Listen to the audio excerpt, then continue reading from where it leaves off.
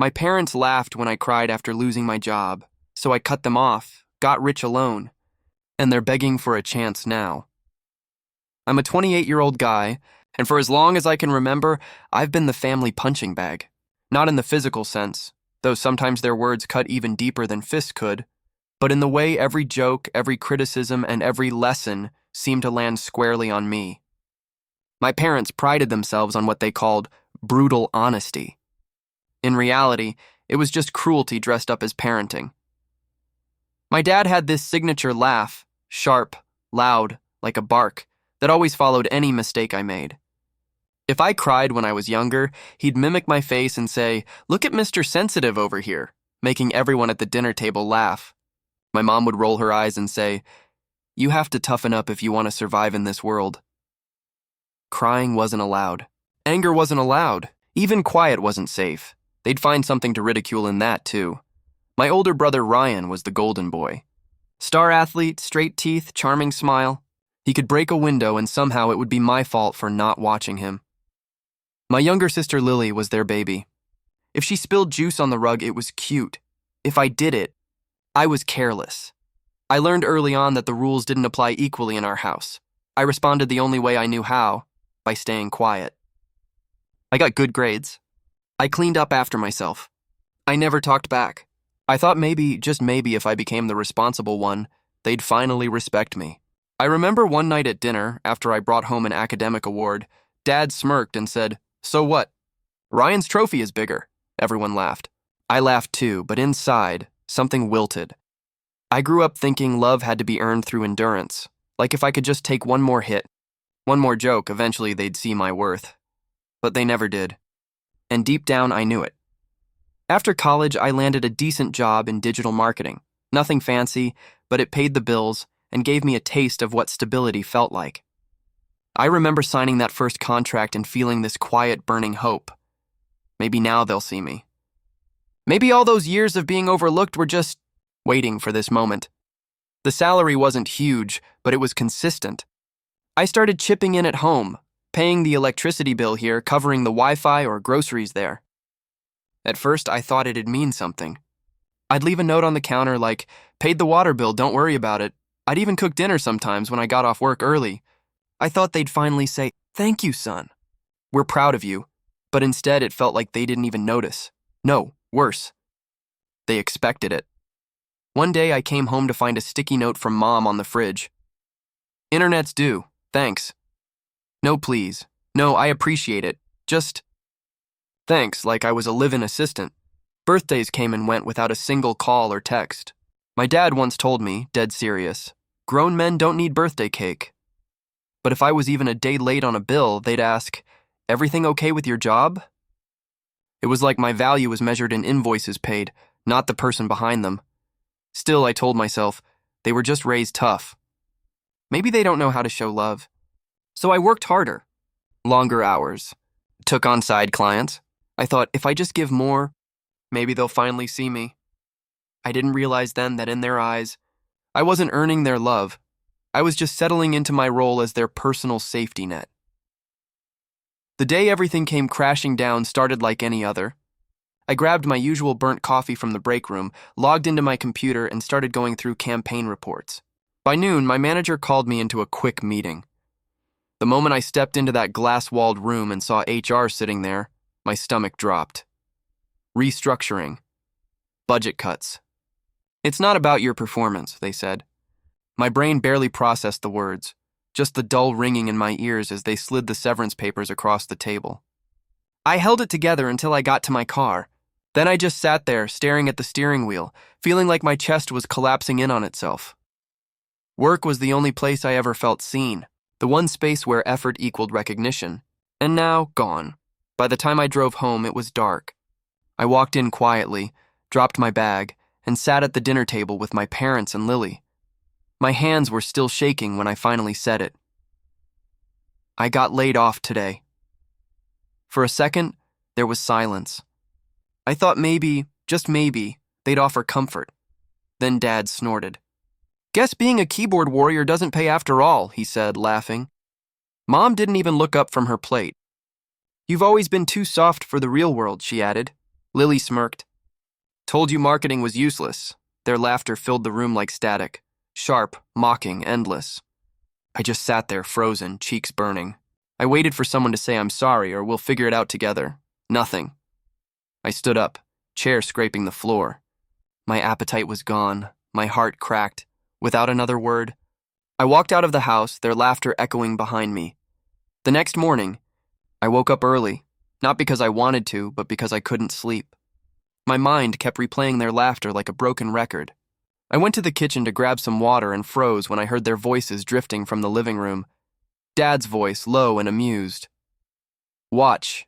He'll probably mooch off us now like a loser. Can't hold a job, but wants to act like a man. Mom chuckled. He's always been too sensitive. Maybe this will toughen him up. Or he'll just end up back in his old room whining. Then Lily chimed in, laughing. Well, if he moves back in, he better not touch my snacks. I don't think they knew I was standing there, or maybe they didn't care. Either way, their words landed like a punch to the gut. It wasn't just disappointment, it was disdain. I went back to my room, shut the door quietly, and just stood there, staring at my half-empty closet. Something inside me snapped. All those years of swallowing pain, telling myself they just didn't know how to show love, it all collapsed under the weight of their contempt. I pulled out my duffel bag and started packing. A few clothes, laptop, toothbrush, the small savings I'd tucked away in an envelope. No tears this time, just a numb, cold clarity. Before I left, I sent one text in the family group chat. I'm done trying to earn your love. Don't contact me, then I walked out. No goodbyes, no explanations. That night, I crashed on my friend Mark's couch. He didn't ask for details, just handed me a blanket and said, "You're safe here." I picked up a night shift at a warehouse to stay afloat and started applying for freelance gigs during the day. Lying awake at 3 a.m., exhausted but strangely lighter, I made myself a promise. Never again will I beg for love from people who enjoy watching me hurt. Those first few months were brutal. I'd work the graveyard shift at a dusty warehouse moving boxes till my back ached and my palms blistered, then crash for a couple hours before dragging myself to unpaid marketing internships during the day, just to keep learning, to stay connected, to not disappear. I lived off ramen, instant coffee, and guilt. I was constantly exhausted, hungry, and hanging by a thread. I'd lie to Mark and his roommate, say I was between clients, or that things were picking up soon. I didn't want pity. I'd already had enough of that to last a lifetime. At night, I'd sit on the floor with my laptop, stealing Wi-Fi from the corner of the apartment, watching YouTube tutorials about ad campaigns and copywriting while eating cold noodles out of a plastic container. My inbox was a graveyard of rejections. Some didn't even bother with a thanks for applying. But the worst part? Scrolling Facebook one night and seeing my parents post a family photo. Ryan grinning with some new promotion announcement, Lily holding a best intern certificate. The caption read, "So proud of our shining stars." My name wasn't mentioned. Not even a "we miss you." It was like I'd been erased. I stared at the screen, heart pounding with that familiar cocktail of hurt and rage. And then, something shifted. It stopped being about earning their love. I didn't want their pride anymore. I wanted something they'd never see coming. I started small, offering $50 digital ad campaigns for local businesses on Craigslist and Reddit. I messed up more than I succeeded, but I kept going. Every failure taught me something. Every tiny win, an extra click, a bump in sales fueled me. No fanfare, no support, no family cheering me on, just me, my rage, and this quiet, growing fire inside. It started with a tiny bakery 2 blocks from the warehouse. I'd passed it 100 times on my way home, the smell of cinnamon and fresh bread lingering in the cold morning air. One night, while scrolling local forums, I saw the owner post a desperate plea. "We're struggling to stay open. Anyone good with marketing?" I messaged her immediately. Told her I could run a Facebook campaign. She said she could only afford $75. I said I'd do it for $50.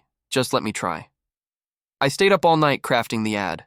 Photos of her bestsellers, a story about her grandmother's original recipe, a coupon for first-time customers. I launched it with trembling fingers and a $20 ad budget I couldn't afford to waste.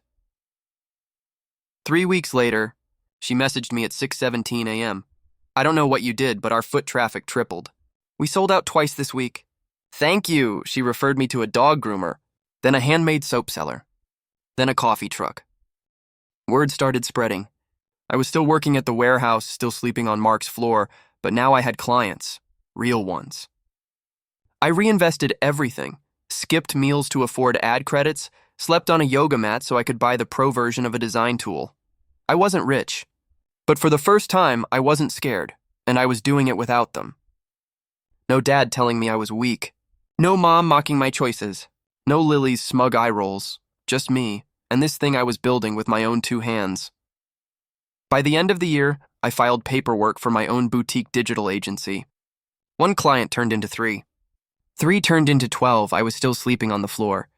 Still budgeting every dollar, but for the first time in my life, I felt free. It had been nearly a year of silence when I got a text from a number I hadn't seen in months. Mom. Hey. Hope you're okay. Just checking in. You good? I stared at the message like it was a prank. She hadn't said a word since the day I walked out. Not a birthday wish. Not a how are you. Nothing. And now this? For a second I thought maybe something had happened. Someone was sick. Someone died. But then I remembered I'd just been featured in a small local business magazine. The article highlighted my work helping small vendors during the pandemic. I wasn't front page news or anything, but there was a photo of me in a hoodie standing outside that little bakery. That's when it clicked. They didn't miss me. They noticed me. I replied, I'm fine. Hope you are too. She responded almost immediately. We always knew you'd figure it out. That smiley face made my skin crawl. Like none of the years of hurt had ever happened. I left her on red. 2 days later, my phone buzzed again. A voicemail from Dad. His voice sounded warm. Too warm. Hey, bud, heard you've been doing good things. We should catch up. Come by for dinner this weekend. Mom's making your favorite, as if the last year hadn't existed. As if I hadn't stood in that kitchen listening to them laugh at my pain. I listened to the voicemail twice. Then I blocked his number. And for the first time in my life, I felt completely, entirely in control. A few weeks later, I got a call from a name I hadn't seen in years. Mr. Conrad, one of my dad's old friends from the hardware store days. He was always one of the rare few who treated me like a person instead of a disappointment. Hey, kid, he said gently. Not my place, but thought you should know. Your dad had a minor stroke a few days ago. He's home now, but things are rough. Your mom's overwhelmed. Lily lost her job, and Ryan packed up and left after a fight. I stayed quiet. Not because I was shocked, but because I didn't feel anything. No panic. No sadness. Just this eerie, echoing silence in my chest. Thought maybe you'd want to reach out, he said. I thanked him for calling, hung up, and sat there staring at the wall. A few hours later, my phone rang again. Mom, I let it go to voicemail. Then it rang again. And again. Finally, I picked up. Her voice was soft, strained, like she was trying to play the role of the concerned mother. We didn't want to bother you, she started. But with your dad's condition and everything going on, things are a little tight right now. I waited. You've always been the one who cared, she continued, as if gaslighting wasn't something she'd perfected. And we know you're doing well now, and, well, maybe you could help the family out a bit. Just until we get back on our feet. I didn't yell. I didn't cry. I didn't tremble. I just said, you laughed when I was broken. I'm not your rescue plan now. And then I hung up. No second guesses. No guilt. Just silence and the sound of my own boundaries clicking firmly into place. It didn't take long before the whispers started turning into messages. First came a text from my Aunt Rima. Your parents gave you everything, and this is how you repay them? Then an uncle I hadn't spoken to in years. Family isn't about keeping score, kid. One day you'll regret this coldness. One by one, they started reaching out, dropping guilt like confetti. Some subtle, some aggressive. Most of them didn't even ask my side. They'd already chosen their version of the story. It became obvious my parents were doing what they did best, controlling the narrative. Telling everyone I'd abandoned them in a time of need, that I was selfish, that I forgot where I came from. I wanted to fight back. I wanted to post screenshots of the messages I got after losing my job. The laughs, the mockery.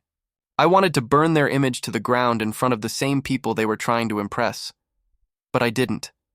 Because I realized something. They were trying to drag me back in.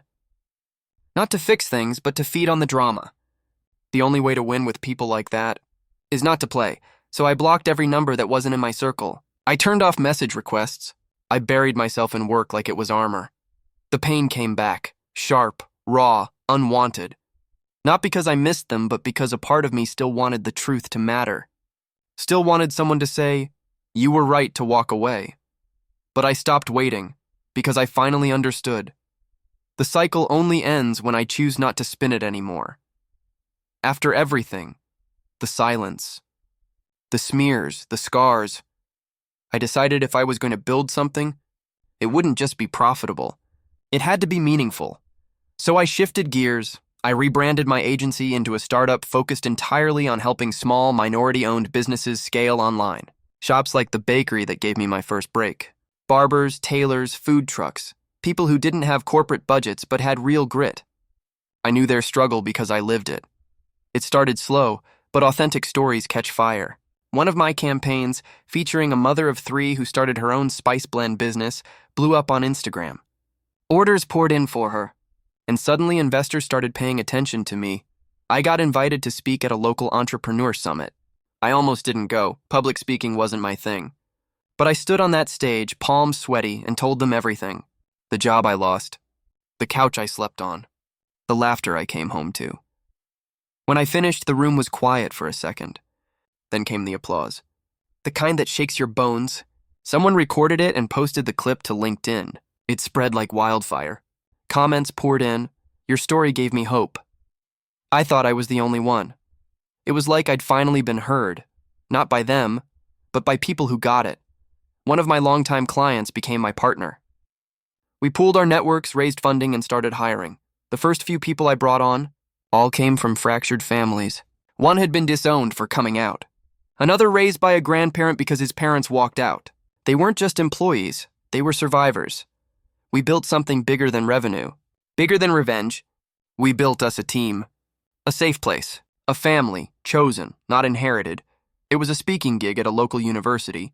Nothing huge, just a guest panel for a business ethics class. I'd done a few of these by now, usually to small groups of students who were half scrolling on their phones. But that day, the lecture hall was packed. About halfway through my talk, as I shared how personal failure became the foundation of my business, I scanned the room and froze. Back row. 2 seats from the aisle, my parents. My stomach dropped like I'd been sucker punched. My voice wavered for a second, but I powered through. On the outside, I stayed composed. Inside, I was shaking. Afterward, while I was answering questions, I saw them waiting near the exit. I tried to slip out, but my mom stepped in front of me, eyes glassy like she'd been crying, as if she had a right to tears now. "We're so proud of you," she said, reaching for my arm. My dad gave me that familiar half smile like nothing had ever happened. "Knew you had it in you, son."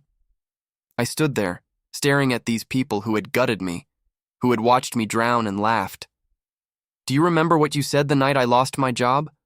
I asked, my voice calm but cold. They blinked. My mom looked away. My dad cleared his throat. "We were just joking," he mumbled. I stepped back. "You were laughing at your own son's pain." Silence. No apology. Just awkward shifting and wet eyes that came too late. I turned around, walked out the side door, and didn't look back. That night, after I left the university, I couldn't sleep. I sat on the edge of my bed, phone in hand, heart pounding in a way I hadn't felt in a long time. I kept replaying their faces, those fake smiles, the watery eyes, the way my mom reached for me like we were just strangers who'd had a small misunderstanding, and for a moment, God help me, I wanted to believe them. I wanted to believe they'd changed, that maybe all the pain I went through had meant something, that maybe now that I was successful, they finally saw me. I opened my messages, started typing. "Hey, if you ever need," then deleted it. Typed again. "Just checking in, hope Dad's okay." Deleted it again. My chest felt tight. The guilt wasn't logical, it never was. It came from that deep, wounded place that still thought love could be earned if I just tried hard enough. That maybe I was the one being too harsh, too cold, too ungrateful. Was I really the bad guy now? Something inside me cracked. I pulled out the notebook I used to journal in when I first left. Pages filled with panic, sleepless nights, and desperate prayers for a phone call that never came. I flipped to one entry, dated 2 days after I moved out. They didn't even ask if I was okay. I lost everything and they laughed. I begged the universe for love and got silence. I read that line over and over until the guilt began to burn away.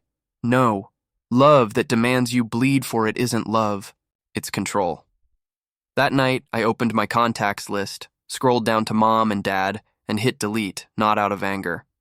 Not even revenge, out of mercy, for myself. I never thought peace would be this quiet. No champagne. No ribbon cutting. No parade of people saying, "We're so proud of you." Just the sound of water lapping against the dock and the keys to my new lake house sitting in my palm, cool and solid. It wasn't some massive mansion. Just a modest 2-bedroom with creaky floors and peeling paint. But it was mine. Paid for with my own sweat, silence, and sacrifice. And for the first time in my life, I didn't feel like I had to prove anything. There were no parents clapping, no family to impress. Just a calm that ran deeper than validation ever could. On that first night, I sat on the tiny back porch with a mug of coffee and watched the moonlight shimmer across the water. No noise, no insults wrapped as jokes. Just air, just space, just me. Eventually, I started speaking more publicly about my story, about what it's like to be the invisible kid, the emotional punching bag, the one everyone overlooks until they need you. I started mentoring young adults from toxic homes, kids who felt like they were the problem because they didn't feel loved. I'd sit with them over Zoom calls or coffee shop meetups and tell them, "It's not you. It was never you." I saw in them the same flicker I once had, hope fighting its way through exhaustion, and every time one of them walked away from their own version of pain, I felt a little more whole. Healing, I learned, isn't about being begged back. It's about no longer needing to be asked in the first place. It came in a plain white envelope. No return address. Just my name, written in shaky cursive I hadn't seen in over 2 years. I almost threw it away. I stood there staring at it like it might burn through my fingers. But curiosity won. I opened it slowly, unfolded the lined paper, and started to read. It was from my mom. "I know we haven't spoken. I know you probably hate us. I just didn't realize how badly we hurt you." She went on about how she and dad were raised to be tough, how emotions were seen as weakness in their generation. She said things like, "We thought we were making you stronger," and "We didn't know how to show love the way you needed." She didn't deny the things they'd said. But she didn't exactly take full ownership either. It was half confession, half deflection. Still, buried beneath the excuses, there was something fragile. Something almost human. "I'm sorry, truly. We'd like to see you again. Maybe start over. You've done so well. We're proud, even if we didn't say it when we should have." I read the letter once. Just once. Then I folded it carefully, as if it were something sacred, something I didn't want to destroy but didn't want to honor either. I placed it in the back of my desk drawer, behind some old receipts and an expired passport. The drawer is labeled closure, not forgiveness. Not reunion, just a reminder, a document of what once was and what I survived. I never wrote back, because some apologies come too late to rebuild anything, but just in time to remind you why you left. Sometimes, I think about how stories are supposed to go. The prodigal son returns. The parents weep. The wounds are forgiven. The family embraces. Fade to black. That's the version people like. The one that makes them comfortable. Because admitting that some families don't deserve reconciliation, that's messy. That challenges everything we're taught to believe about blood and loyalty. But my story isn't a Hallmark movie, and I've stopped trying to force it into one. People still ask me, "Do you talk to your parents now?" I smile and say, "No." They usually flinch, like I said something obscene. Like letting go of the people who hurt you is worse than what they actually did, but I don't owe them a happy ending. My life didn't flourish. Despite their absence, it flourished because of... Without their weight, I could finally breathe. Without their judgment, I found my voice. Without their mockery, I learned how to believe in myself. I'm not angry anymore. Not bitter. Just done. The letter they sent still sits in that drawer. I haven't reread it. I don't need to. Because nothing in that envelope can undo the years they taught me that love was conditional, that pain was funny, that worth had to be earned. They taught me how to live without love, and I turned it into power. Every campaign I run, every client I help, every late-night phone call with a kid on the edge, telling them they matter even if no one ever said it before. That's my story now, and in a world where everyone expects a dramatic reunion. My silence? It's the loudest thing I've ever said. If you've made it this far, and you've ever felt like the ghost in your own family, I want to tell you something I wish someone had told me. You don't have to keep bleeding just to prove you're worth loving. If your pain becomes their punchline, if your tears are met with laughter, if your success is only acknowledged when it benefits them, that's not love. That's emotional starvation wrapped in guilt. I used to think walking away made me the bad guy, the selfish son, the cold-hearted child, but I realize now, walking away wasn't betrayal, it was survival. No one clapped when I bought that lake house. No one stood beside me when I signed my first business deal. No one cried tears of pride when I started helping people just like me. But you know what? That silence? It felt better than applause from people who never saw me in the first place. My story isn't about revenge. I didn't rise just to throw it in their faces. I didn't block them to make a point. Did it because I was done begging, done contorting myself to be lovable in the eyes of people who couldn't love without conditions, and maybe you're still in that place, still trying, still hoping they'll come around, still swallowing your own voice just to keep peace that was never meant for you. If so, let me be the one to say, you don't have to wait for their applause to start healing. I used to beg for their love. Now I build a life they can't touch.